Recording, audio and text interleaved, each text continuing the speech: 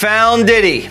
The disgraced billionaire hip-hop mogul and Democrat Party community organizer was spotted for the first time since having his homes raided in a major investigation. Diddy's gonna get subpoenaed individually pretty soon. I think the walls are absolutely closing in. Y'all, this Diddy drama is getting wild. And if someone's been keeping tabs on this roller coaster drama, it's Jesse Waters. You see, Jesse has been covering the Diddy saga from the get-go, and he's got some interesting things to say about it. You see, he's got some inside info that prove that Diddy has been using the underground tunnels for HT. So without further ado, let's get into it. Jesse Waters on Diddy. So we know that Diddy has been embattled in the SA and ST scandal ever since Cassie filed that daring lawsuit against him. And it's safe to say that Diddy has not aged well ever since. Okay, so Jesse reported on the news just after the first sightings of Diddy after the raid. We all know that Diddy has kept a low physical profile after the raid, and the authorities have kept the details of the raid pretty hush-hush. Homeland Security expert Hal Kempfirm claimed that some evidence they're looking for included laptops, flash drives, and anything that would connect Combs with the allegations. In addition, he said obtaining a search warrant of this magnitude requires a lengthy process, and that working with state and local attorneys was likely required. Diddy was seen swinging clubs at a Topgolf in Miami with his daughters. He may look relaxed, but behind the scenes there's panic. The thing is, while Diddy was dilly-dallying with the twins, the authorities were closing in on him. New reports allege the federal probe into Sean Diddy Combs could expand to include reinvestigating a 1999 shooting outside a New York City nightclub. That's according to the New York Post, which reported what's currently known about the investigation is just the tip of the iceberg. You see, the issue of that infamous shooting came to light when Leah Gardoni, founder of the Black Girls News, produced a documentary about the shooting. She joined Elizabeth Vargas Reports, claiming that she was saddened for Rubin that it's taken more than 2 decades for her account of that night to garner public interest. Jesse alleged that the incident was, everybody played a part, even the media. They chose only to interview the celebrities in the case, even networks. They only did documentaries and interviews with the celebrities in the case. They did not care to listen to Natanya Rubin at all for over 24 years. The news of a potentially wider investigation came 1 week after Homeland Security raided Combs' mansions in Los Angeles and Miami as part of an apparent ST investigation.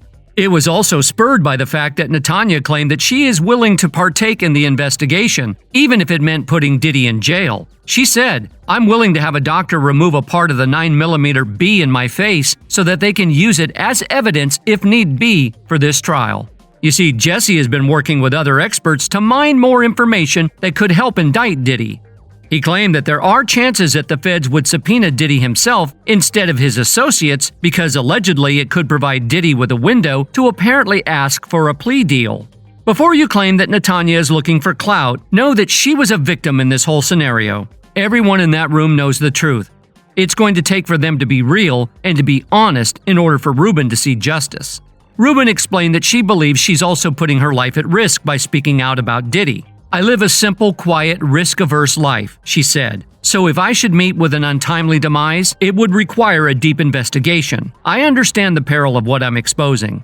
Now, we all know that Cassie's lawsuit kick-started the Diddy downfall, right? Well, recently, CNN released a hotel surveillance video from 2016 in which it appeared that Combs was violently attacking, kicking, and shoving Ventura at the now-closed Intercontinental Hotel in the Century City neighborhood of Los Angeles. In the video, Combs is seen running in a towel after Ventura, who is seen standing in front of an elevator bank. He aggressively grabs and drags her down and then kicks her before picking up her luggage. He is then seen dragging her on the floor back to a hotel room as she braces her head. 2 days later, Combs released an apology video admitting he beat Ventura in the hotel hallway. "I take full responsibility for my actions in that video. I was disgusted when I did it. I'm disgusted now. It is so difficult to reflect on the darkest times of your life, but sometimes you gotta do that. I went out and sought professional help, had to go into therapy, into rehab, had to ask God for His mercy and grace. I'm so sorry." Ventura broke her silence almost a week after the release of the video. She said, I will always be recovering from my past. In an Instagram post, it takes a lot of heart to tell the truth out of a situation that you were powerless in, she said. I offer my hand to those that are still living in fear. Reach out to your people. Don't cut them off. No one should carry this weight alone. She also asked that everyone open your heart to believing victims the first time and that DV is the issue. After all that happened, people started to ask questions regarding the discoveries unveiled during Diddy's mansion raid, because there is no way that Diddy would not have treated his former girlfriends just as violently than what we saw happen to Cassie. So recently, Hassan Campbell revealed that underground tunnels were found under Diddy's mansion, and no mainstream media has reported on it. Now you see him at the top. I mean, billionaire, all the hits. He's mentoring everybody in the business. But there's some sinister things happening under the surface, according to this lawsuit.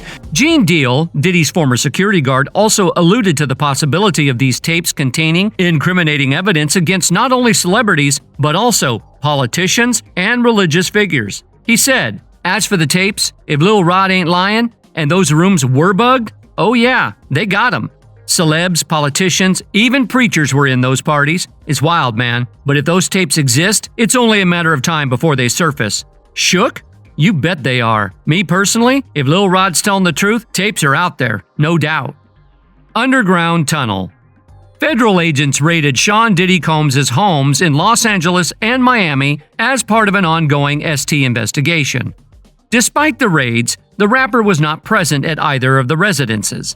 His absence during the operations has ignited various theories on social media, with the latest suggesting that he escaped through an underwater tunnel. The speculations emerged after reports surfaced that the 54-year-old rapper's $40 million mansion in upscale Los Angeles neighborhood of Holmby Hills boasted amenities such as 8 bedrooms, 11 bathrooms, a 35-seat theater, fitness studio, and a spa. According to the Los Angeles Times, the house also has a lagoon-style swimming pool with a grotto connected by an underwater swimming tunnel. Amidst this, Combs' attorney Aaron Dyer criticized the raids, denouncing the excessive show of force and the treatment of the Combs family and employees. Yesterday, there was a gross overuse of military-level force as search warrants were executed at Mr. Combs' residences. There is no excuse for the excessive show of force and hostility exhibited by authorities or the way his children and employees were treated. Diddy was never detained but spoke to and cooperated with authorities. Despite media speculation, neither Mr. Combs nor any of his family members have been arrested, nor has their ability to travel been restricted in any way. But despite his attorney's whinings, people did not stop asking questions regarding the purpose of those tunnels. Interestingly, Roger Bands, who worked as Combs' head of security from 2003 to 2012, said during an appearance on News Nation's Cuomo that his ex-boss flew women across state lines for parties and invited men he'd never seen before into the hotel rooms. I have seen people that I have never seen in my life, guys that I've never seen before go into a hotel room with them, Diddy and Ventura. And I know that only they was in the room. What actually went on, or if they were forced to do it, or how much they got paid, I didn't know about that. Now Jesse claimed that his sources claimed that Diddy's close associates have been singing to the feds and that Diddy's free days are numbered. Alleged victims of Diddy have been talking a lot.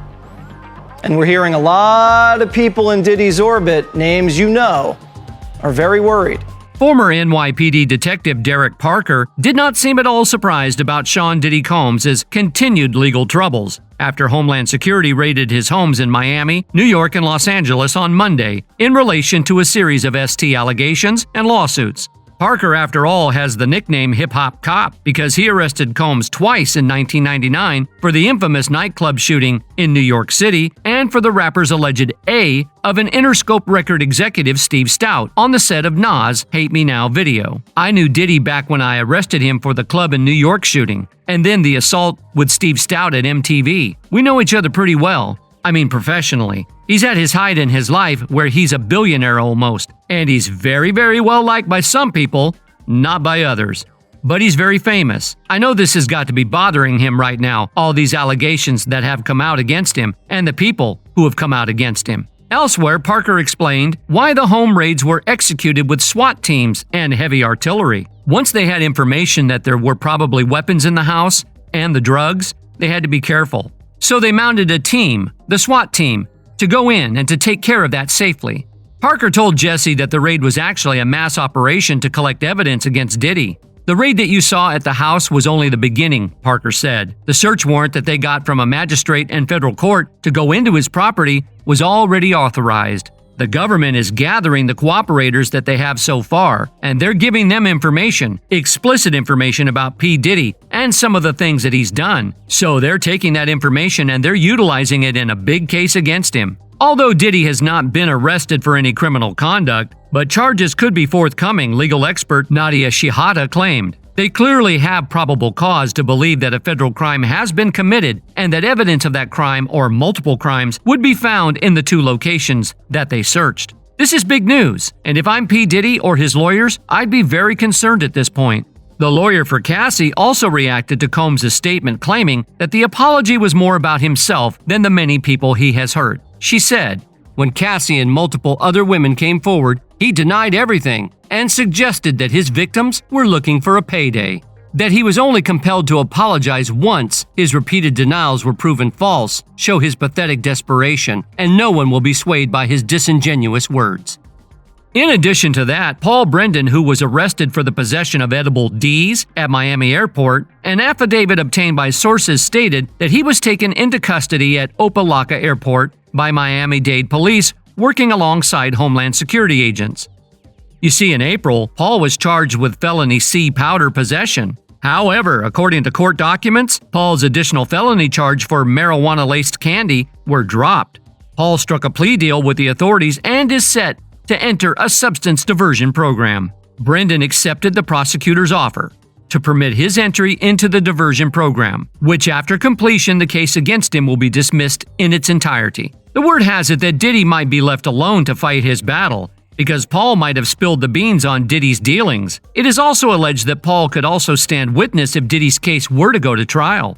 We've all heard that Diddy used to silence his artists by making them sign NDAs. But get this.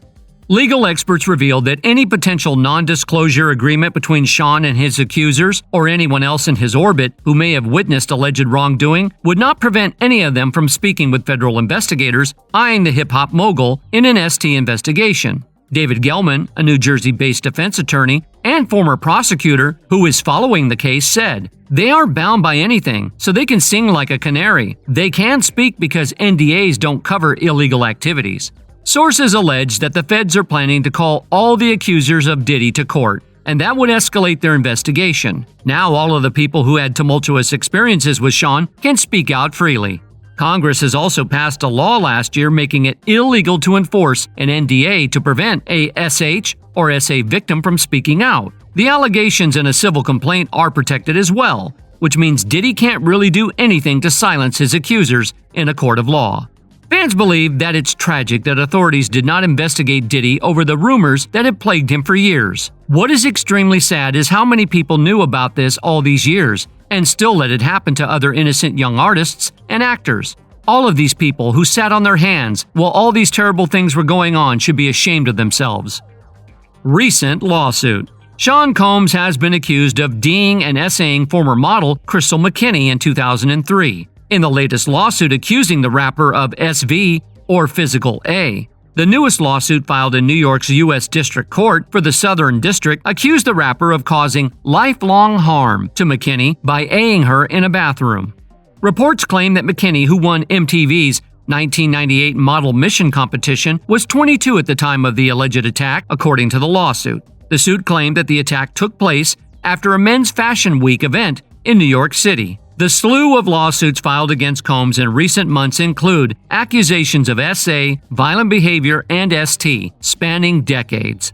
Although Combs has vehemently denied the allegations outlined in the lawsuits against him, and an attorney representing him previously said the rapper views these lawsuits as a money grab. But now the fans believe the accusations without a doubt.